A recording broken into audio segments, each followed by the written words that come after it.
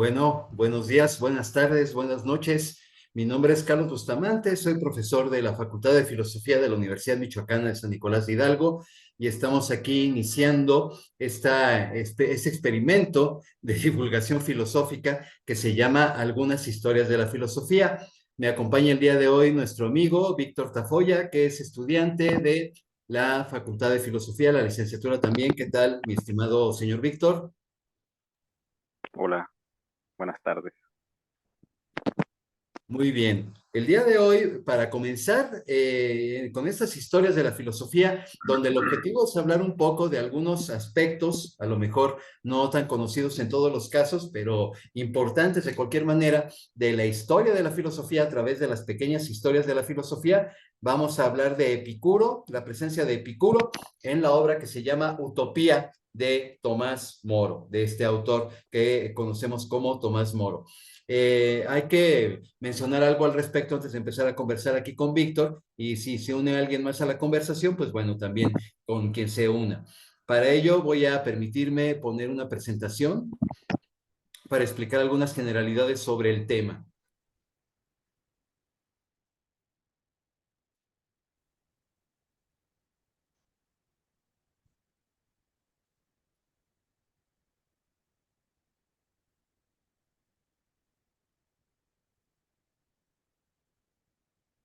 Bueno, estamos entonces hablando de Epicuro en la Utopía de Tomás Moro.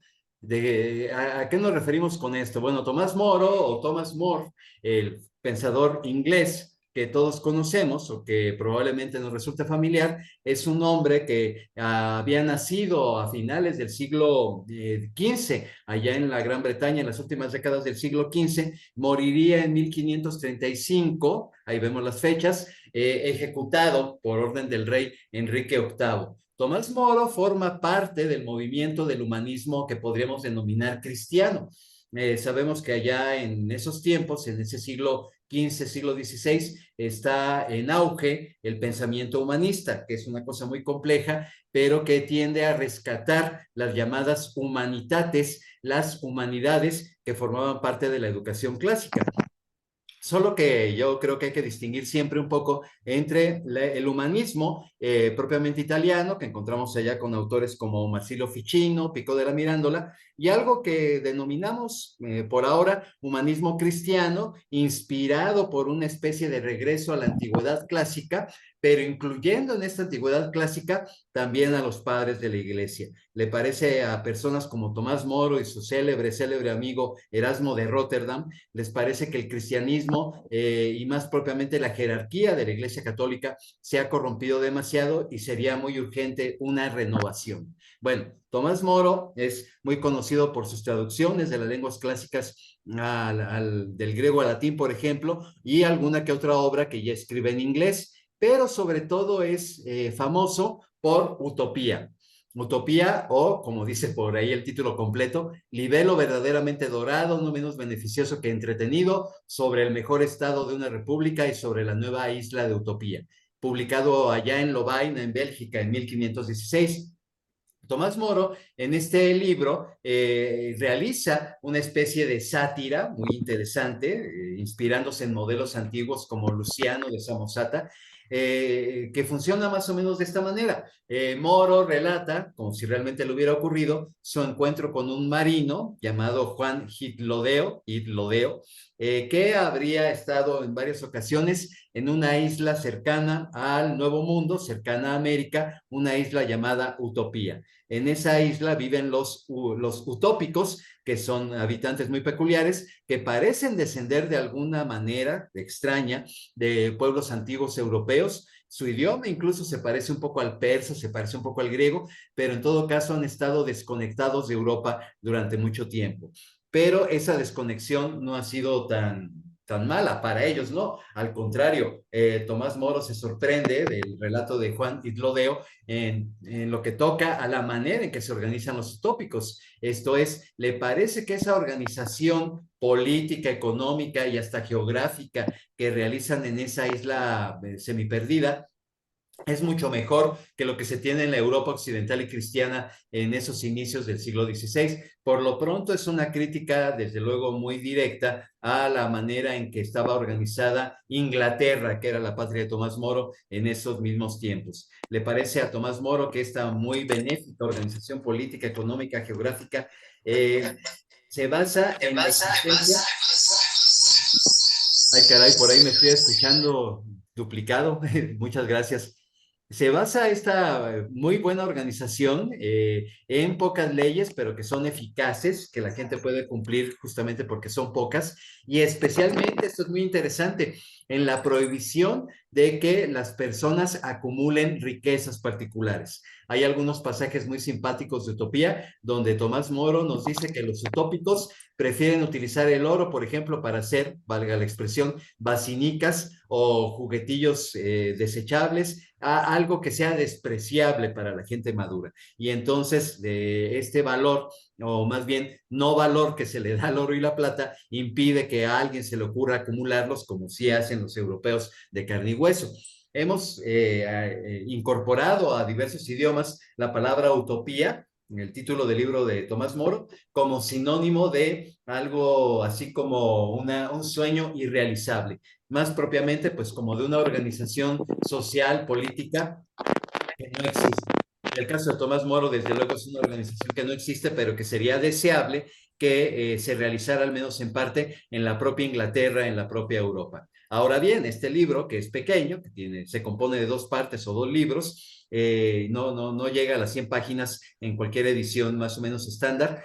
Este libro de la utopía contiene en alguna parte, en el libro segundo, para ser precisos, en el capítulo sexto del libro segundo, algo sorprendente. Nos dice Tomás Moro que, bueno, las personas allá en Utopía, no todos, más bien pocos, se dedican a los estudios propiamente dichos. La mayor parte se dedica al trabajo manual, en la agricultura, en otras actividades, pero todo mundo tiene cierto acceso a unos estudios básicos, digamos una especie de currículum básico. Todo mundo tiene conocimientos prácticos, por ejemplo, en música, en aritmética, en geometría y hasta en la dialéctica. Pero lo que nos importa sobre todo es lo que dice de la filosofía moral. Cuando habla de la filosofía moral es cuando reconocemos la presencia de este conocido filósofo helenístico que fue Epicuro, cuyas fechas pueden ustedes apreciar ahí, y al cual reconocemos por subrayar que el objetivo de la vida humana es lo que Epicuro llamaba en griego la hedone, el placer. Los latinos, como Tomás Moro, que escribía mayormente en latín, lo llaman voluptas, de ahí nuestra palabra voluptuosidad. Nosotros lo podemos traducir como placer o como deleite, como aparece en la edición que hemos trabajado acá con nuestros estudiantes. Algunas de las ideas que encontramos y que me permito citar de este libro segundo, capítulo sexto de Utopía, las estamos viendo aquí junto a una imagen curiosa, un grabado de la segunda edición de Utopía, que es de 1518, donde vemos al marino Iglodeo contándole a un señor que debe ser el propio Tomás Moro cómo es Utopía. Dice Iglodeo contándole a Tomás Moro, en cuanto a la filosofía moral, se inclinan los utópicos más de lo justo en creer que la felicidad del vivir consiste en el deleite, la voluptas, dice el original latín. Otro pasaje. Afirman que no habrá nadie tan necio que no busque su placer, aunque sea por medios injustos, advirtiendo solamente que un placer menor no sea impedimento para un placer mayor. Bueno, esto nos empieza a sonar un poco a la célebre, muy célebre carta a Meneceo que dejó escrita Epicuro, que reconocemos por allá en el libro 10 de Diógenes Laercio. Otros 2 pasajes. Los utópicos estiman que la felicidad no está en cualquier deleite, sino en los justos y honestos. Aseguran que nuestra naturaleza se deja llevar a este deleite como sumo bien por medio de la virtud, como que perseguimos el deleite, el placer. Porque no puede haber nadie tan severo, defensor de la virtud y enemigo del deleite, que enseñe a sufrir los trabajos, desvelos y pobreza, de tal manera que llegue a aconsejar que no conviene que se remedien las necesidades y miserias. Incluso el más severo de los que se asuman como virtuosos reconocerá que hay que atender aquello que son necesidades y miserias y de ese modo darle primacía al deleite que implica un poco vivir. Pero si uno para hacer su gusto, continúa Iglodeo contándole a Tomás Moro, intenta privar a otro de su propio deleite, comete una verdadera injuria. Y continúa todavía más. Como la religión, los utópicos tienen su religión, que no es exactamente el cristianismo, pero parece muy compatible con el cristianismo. Como la religión enseña a los hombres que Dios premia con el gozo eterno la privación de placeres efímeros, esto les persuade en su creencia de que todas nuestras acciones, incluso las virtudes, tienden al deleite como a su último fin. Y bueno, por último, ellos, los utópicos, llaman deleite, en el latín en el que está escrito utopía, dice Tomás Moro, voluptas, al estado en que se hallan contentos los gustos naturales con firmeza del cuerpo y del ánimo. Bien, estos pasajes, les digo, parece que remiten a la carta a Meneceo de Epicuro, donde conocemos la postura ética de este autor de la antigüedad, un autor de la antigüedad que durante muchos siglos fue visto con suspicacia por el pensamiento cristiano. Esto es lo que tal vez resulta sorprendente. ¿Cómo es que un filósofo humanista cristiano como Tomás Moro recurre a Epicuro? Yo creo que ahí habría varias cosas que comentar. En primer lugar, aquí, pues preguntarnos si efectivamente tenemos algunas conexiones ahora que hemos leído también la carta a Meneceo y un poco el estudio de García Gual que mencionamos ahí en la bibliografía. ¿Qué podríamos decir? Esto es lo que vamos a conversar ahorita aquí. También menciono nada más que en el artículo que está citado ya al final de Mariano Vilar, Sátira y Filosofía en los Studia Humanitatis, menciona Vilar a otro autor de un siglo antes, casi un siglo antes de la época de Tomás Moro, que es el italiano Lorenzo Valla. Mencionamos que Lorenzo Valla también había escrito un diálogo donde se dice, de una manera que puede resultarnos un poco sorprendente y sin duda algo audaz, que el epicureísmo es la verdadera filosofía cristiana. ¿Por qué? Decía Valla, qué mayor placer o qué mayor deleite que el alma se encuentre con su creador, de modo que el cristiano en realidad es una especie de epicúreo. Bueno, en primer lugar, entonces, conversemos un poco esto.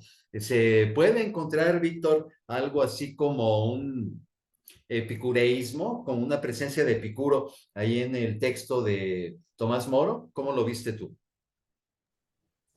Pues yo consideraría en todo caso que sí, sí se puede encontrar. Incluso,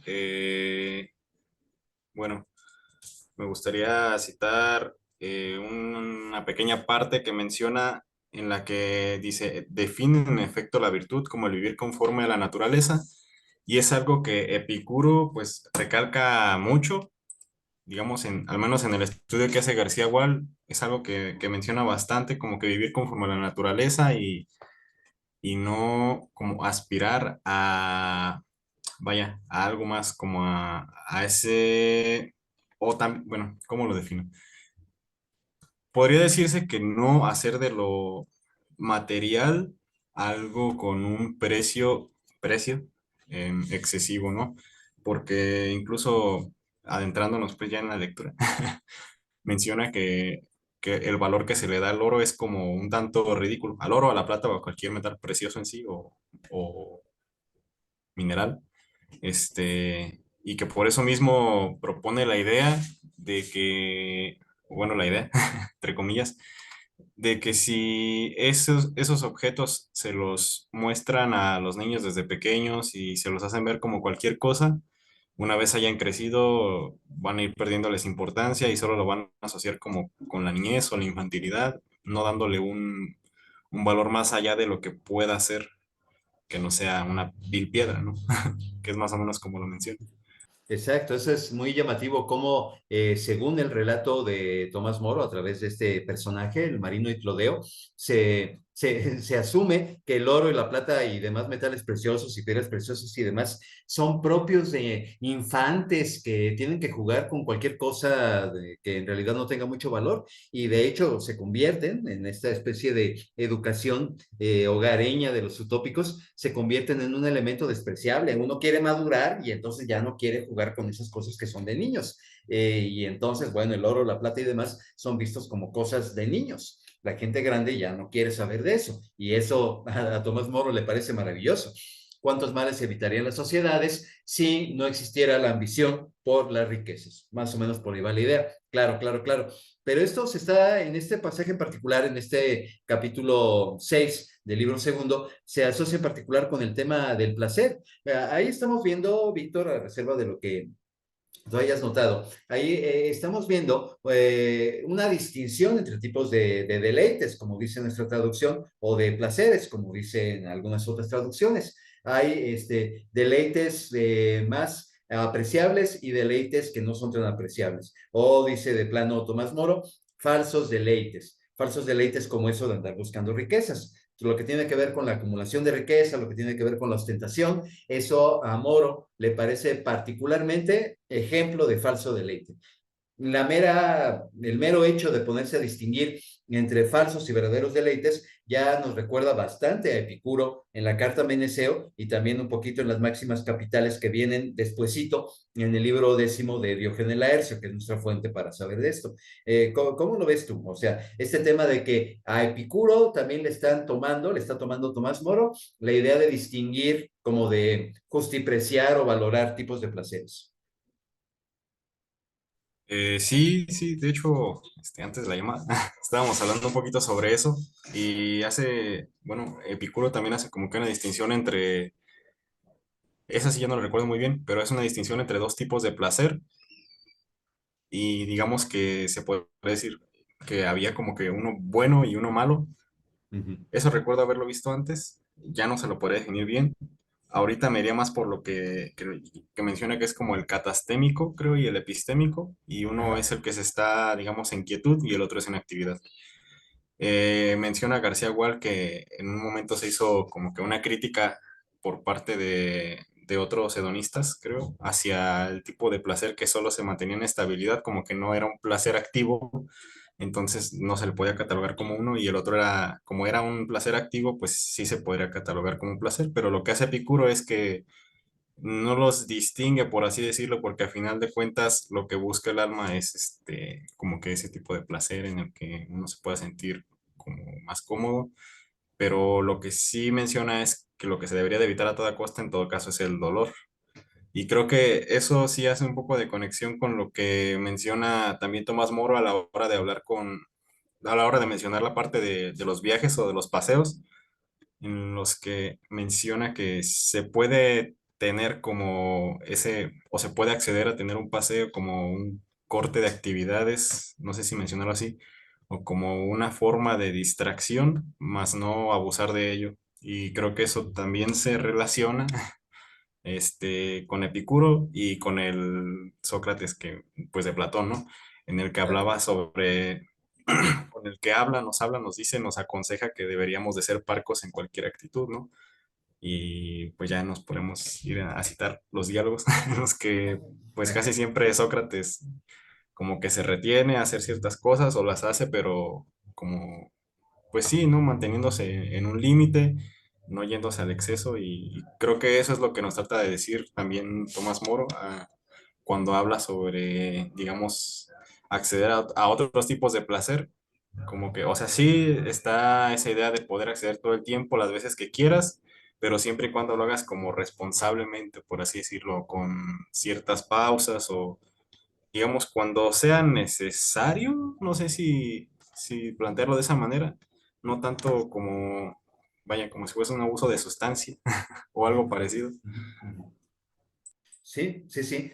Eso que estás comentando, bueno, nos recuerda que podemos rastrear en la antigüedad clásica, ya con los griegos, una discusión bastante amplia, al parecer, en torno al tema de lo que ellos llamaban hedoné y que Tomás Moro y sus colegas que escribían en latín, pues llaman voluptas.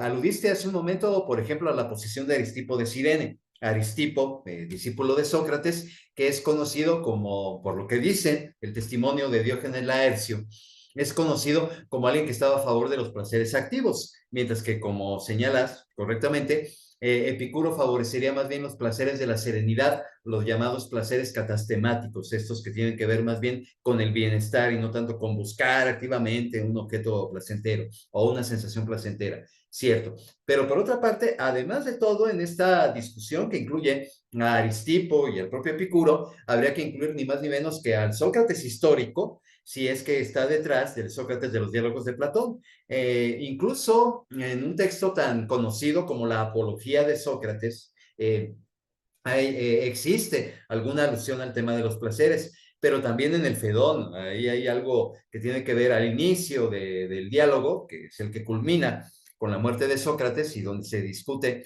la inmortalidad del alma. Hay un pequeño momento en que se habla un poco acerca de medir los placeres, ¿no? De cómo los placeres y los dolores parecen contrastarse, equilibrarse. Vaya, así que al menos Sócrates y desde luego el propio Platón también tendrían que meterse en la discusión antigua acerca del hedoné. Y bueno, hay más en la obra de Platón, pero vemos cómo entonces alguien que es un cristiano convencido, un católico como Tomás Moro, tan convencido que prefiere literalmente perder la cabeza que hacerle caso a su rey cuando en el momento de la ruptura, la reforma protestante, Tomás Moro conoce lo suficiente del tema. Probablemente, yo creo que es algo que hay que dar por un hecho, había leído también el libro de Lorenzo Bala, el libro El diálogo sobre el placer, que se conoce como acerca del verdadero y el falso bien. El libro de Lorenzo Bala se queda con ese título y tiene a la vista también, nos recuerda a Mariano Vilar en su artículo, tiene a la vista también las traducciones que se están haciendo al latín de la obra de Diógenes Laercio. Así que Moro tiene conocimiento de la filosofía de Epicuro, seguramente de primera mano, y la incorpora a su pensamiento utópico. Pero esto nos conecta con lo siguiente, nada más permítanme añadir aquí que igualmente en la misma línea que Epicuro y probablemente que el Sócrates histórico, qué sé yo, Moro, a través del relato que hace Idlodeo de cómo funcionan las cosas en la isla Utopía, distingue entre placeres del alma y placeres del cuerpo. Y por un lado, los placeres del cuerpo incluyen el que sería, digamos, el más básico, el más elemental, base y fundamento de todos los demás, dice Tomás Moro. ¿Cuál es ese? Pues la salud. Ahora sí que como se dice popularmente, con que haya salud, con que haya salud, todo lo demás se puede, digamos, fundamentar o ir garantizando. Ese sería el placer más básico. Pero el placer más elevado tiene que ver con el entendimiento y contemplación de la verdad. Ese es el gran argumento para convertir al epicureísmo en un aliado del pensamiento cristiano, porque el entendimiento y contemplación de la verdad para un pensador cristiano como Tomás Moro, pues equivale sencillamente a la contemplación de lo divino, es decir, que el alma alcance la salvación. Así que más que el aristotelismo, más que el platonismo, desde luego más que el estoicismo, al cual se critica de varias maneras, ahí en el texto, cada vez que hablan de la virtud me parece que hay una crítica a los estoicos, es a través de Epicuro, que los utópicos estarían viviendo de la manera más justa y más feliz. Esto es, pues, llamativo. Bueno, o sea, tenemos la presencia de varias distinciones que recuerdan las distinciones que vemos en la carta a Meneceo, que vemos en los textos que nos refieren el pensamiento de Epicuro, incluyendo, lo olvidábamos, a Lucrecio y el Naturaleza de las Cosas, la obra de este poeta y filósofo romano. Pero ya para ir apuntando hacia el final de este pequeño programa, hay algo que dice Mariano Vilar, lo dice de Lorenzo Bala y también lo aplica para Tomás Moro, que es nuestro autor el día de hoy. Estos humanistas, y en el caso de Moro, además de todo un humanista cristiano, simpatizan con el epicureísmo, porque a fin de cuentas verían, dice Mariano Vilar, verían en esta filosofía epicúrea la, la teoría de lo que naturalmente hacen los seres humanos. Vaya, como que el énfasis en el autodominio y la ataraxia toda forzada, toda, digamos, tensa de los estoicos, o todo el aparato metafísico que hay detrás de la ética aristotélica, no digamos de la platónica, no parecen tan naturales, tan sencillamente humanos, como el hecho de buscar el deleite, de buscar hedoné, entendido pues sí como placer, pero digamos un poco lo epicuro como bienestar. O sea, cualquiera busca el bienestar y ese es nuestro punto de partida. Lo que haría cualquier ser humano sin tener que leer a Aristóteles, a Platón y demás, ni hacer las cosas raras que hacían los estoicos, lo que haría cualquier ser humano es buscar su propio bienestar. Y entonces esto será como el fundamento de una buena sociedad. Eso es muy interesante porque esa idea reaparece luego en la teoría política. Pero bueno, eso es lo que más o menos le entiendo yo a Mariano Vilar en su artículo. ¿Cómo lo ves tú, Víctor? Pues yo, bueno, a mí de lo que acabo de mencionar, lo que más me llamó la atención sobre todo fue como esa parte del bienestar, pero que tiene que conllevar como a la parte del alma, porque bueno, eso ya es del texto de Moro, que, digamos, hay que aprovechar los ratos libres, no solo para el placer, ¿verdad? Y en parte eso también nos remonta a lo que dice en un principio, ¿no? De que si, bueno, si el hombre o quien sea quiere, digamos, salir a dar un paseo, pues primero debe de hacer lo que tiene que hacer y después ya lo que necesita o tenga que hacer, aparte de sus responsabilidades, ¿no? Y lo que dice es que si se tiene un rato libre, lo mejor sería aprovecharlo como para cultivar el alma, ¿no? Para aprender sobre la lengua de su pueblo y sobre sus letras y pues sobre lo que se debería de hacer, más o menos. Eso es muy interesante y sí, claro, muy correcto que lo dice Tomás Moro. Es como, se me figura ahorita, sí, pensamiento intempestivo. Es como si le inyectara Tomás Moro una pequeña dosis del humanismo cristiano, que justamente recomendaría eso. Tienes tiempo libre, bueno, no te rasques la barriga, ponte a estudiar, agarra tus libros y ponte a conocer cosas. Como parte de los deleites para el alma, para el entendimiento de la verdad, ¿cierto? Y esto, bueno, nos indica que ciertamente debe haber aquí una inspiración epicúrea, aunque no mencione Epicuro. De hecho, más bien dice que los utópicos no tenían ni idea de lo que decían los filósofos de allá de Grecia y de Europa en general, pero sin saberlo, son epicúreos, eso yo creo que sí queda claro. Pero no necesariamente eso significa que Tomás Moro sencillamente agarra e introduce a Epicuro sin más en su discurso acerca de la sociedad ideal. Es un Epicuro ciertamente matizado. Yo creo que ahí tenemos un tema que se podría investigar para encontrar también las diferencias entre la postura o los buenos deseos de Moro en este aspecto de la filosofía moral, epicúrea vemos, y lo que efectivamente dice Epicuro en las fuentes que reconocemos. Pues bueno, no sé, vamos terminando esto, no sé si gustes añadir algo más, Víctor. Pues de momento, bueno, sería más como plantear una duda porque no sé, o al menos no pude ubicar como en qué lugar quedaba Dios para Moro, porque, por ejemplo, Epicuro habla de que no puede haber pues un Dios inmortal, ¿no? No puede, o bueno, no un Dios inmortal, Claro. sino más bien un Dios en el que al que no le preocupa pues lo demás, porque pues es un Dios atómico y todo eso, entonces pues como que queda ahí, pero la verdad el Moro sí no como que no, no me machó o no sé, no le agarré. Desde luego ahí Moro tiene que hacer algo medio raro, sin duda. Quiero decir, por supuesto que tienes toda la razón. Pensamos en la carta a Meneceo y menciona que los dioses son un ejemplo. Señorita, ahí está Susana. Los dioses son un ejemplo, pero los dioses vaya, no le importa, no les importa lo que hacemos los seres humanos. Más bien nosotros deberíamos aprenderles, porque son, como bien decías, Víctor, dioses atómicos, ¿no? Y están hechos de cierta manera que los vuelve particularmente felices y dichosos. Deberíamos tratar de hacer lo que hacen ellos, pero no rezarles ni nada, porque en su felicidad, ¿cómo creen que se van a perturbar atendiendo a los seres humanos? Y Moro, pues bueno, no puede decir algo así porque el Dios cristiano es un Dios providente y vaya que se la pasa preocupado por los seres humanos. ¿Qué es lo que veo yo que hace Moro respecto a esta duda que planteas? Él señala que en primer lugar los utópicos lo que piden es que se acepten los principios de su religión, que no es la religión cristiana. Lo que Tomás Moro dice al inicio del libro segundo es que su religión le recuerda vagamente a la cristiana, pero quién sabe de dónde salió, porque no es una religión propiamente cristiana. Podría ser que se convirtieran al cristianismo, pero no son cristianos todavía. Bueno, entonces los utópicos tienen una religión rara, desconocida para el narrador, que es el marino Iglodeo.